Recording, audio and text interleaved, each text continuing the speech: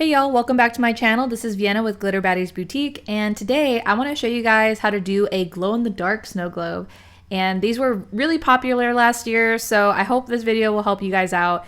So for this video, I'm going to be using a 24-ounce double-walled dupe tumbler from Crafty Cup Source.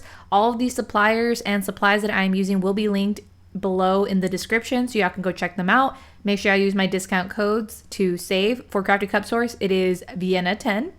So I'm starting off with a 5/16 drill bit. For this tumbler, I only did one hole because I'm not going to be applying glitter to it. It's just going to be straight solution with the glow powders that we're going to be using. And I already have some solution pre-mixed, so we're just going to be working with that. And here I'm showing you guys some paint options. I personally ended up not liking these for this tumbler specifically. They do work really well glow effect wise, but I didn't like how it ended up making my solution look a little more milky. So here I do recommend the mica powder. I do like it. This is from Etsy from like last year, but any green glow mica powder will work, or any color you decide to choose. And I did end up going back and adding more as I was mixing it because I was really trying to get a nice vibrant green color on top of having that really nice glow effect as well. In the end, I think why I ended up not liking the color is because of this paint here, because it's that white to green glow. I should have just used a green to green glow, but here I am mixing up that mica powder and the glow paint that's white. The Techno Glow line of glow paints and powders are really nice. I do really like them, but like I said, looking back, I probably should not have added it to that green mica powder because I ended up not liking it. This is the paint I would have highly recommended to mix with your green mica powder if you're going for that green effect. It's a lot more pigmented and it won't dull out the mica powder. So I did end up draining my cup and adding this green powder or green paint to my mixture. The green was still not as vibrant in the end as I wanted it to be, but it still was a lot better than where I started. So we're gonna work with it. And basically I did not add any water before this because it's, again, I'm not adding any glitter, it's just solution. So for this tumbler, I just went straight into adding my solution. And because I had shaken it up so much, you can see all those little foamy air bubbles. Yeah, it's pretty bad. So I have it sitting at an angle here, as you can see. That's gonna really help you get those air bubbles out. And I did leave this for about, I would say, 2 hours, and also spraying some rubbing alcohol on the inside like you just saw me do does help as well to get rid of those air bubbles. This method also applies to when you have glitter in your snow globes, because I do that when I have glitter and I'm working those air bubbles out. I like to lean it at that angle to help, again, raise those bubbles out into where that hole is at. Because if you just leave it flat, basically the glitter is just going to be trapping all that air in. So if you have it at an angle, it leaves enough room for that air to escape out.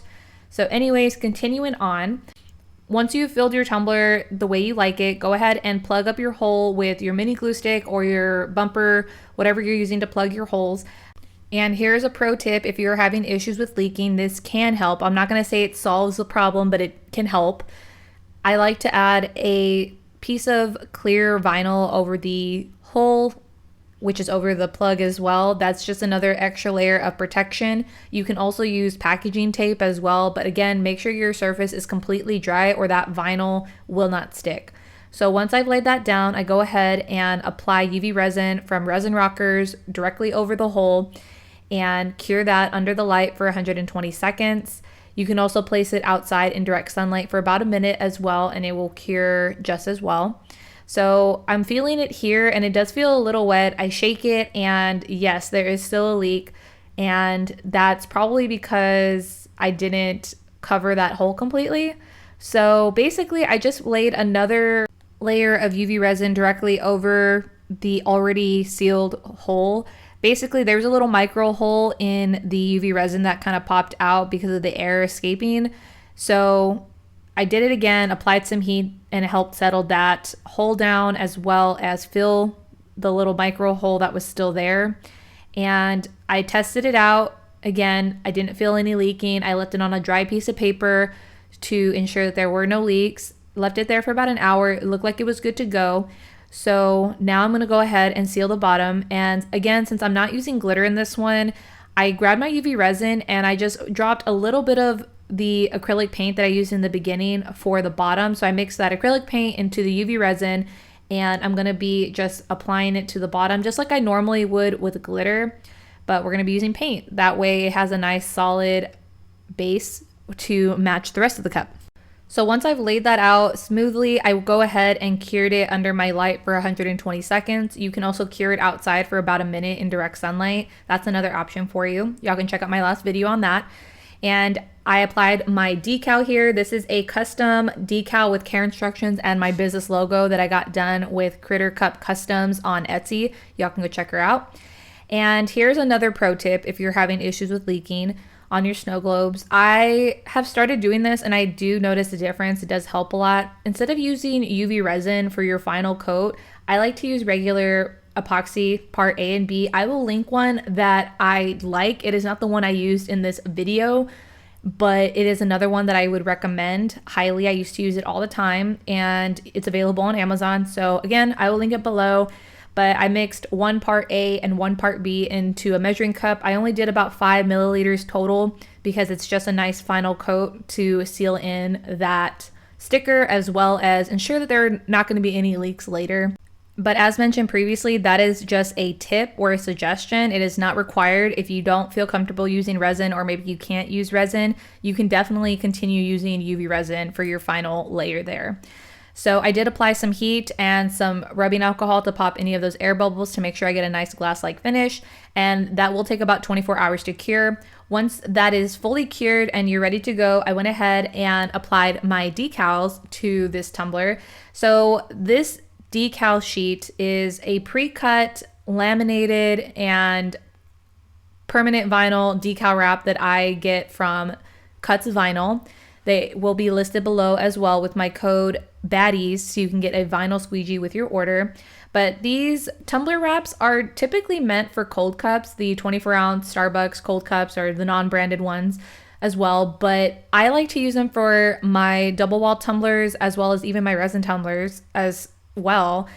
They save me so much time. I do not have to worry about printing or cutting or layering. They are already done for me, which I absolutely love. They are a great alternative for those who are like me and can't layer. Layering vinyl is just something I could never get down. And after I found Cuts Vinyl, I felt like I was saved because I could get these really nice designs and not have to put a whole lot of effort into it. So highly recommend them. Again, they will be linked below. And again, since these are for cold cups, I just like to take pieces at a time and apply them around the cup as needed to completely fill the cup with the design correctly, and they come out great. So here is the final result of this tumbler. Here it is outside. It is this nice like green color. Again, not as vibrant as I wanted, but still really nice. And then check out the glow effect in 3, 2, 1, and switch. Love it. But I hope this tutorial was helpful in at least showing you some products that will work for glow in the dark effects if that's something you're looking to do. And as always, if you haven't done so already, make sure you hit the subscribe button to get notified anytime I post a new video. Make sure you check out my Facebook group for a community full of tumbler makers who are super welcoming and happy to help and support you. And if you haven't done so already as well, make sure you check out my other social medias for more videos and pictures and inspiration. But thank you guys so much for watching, and I will talk to y'all soon.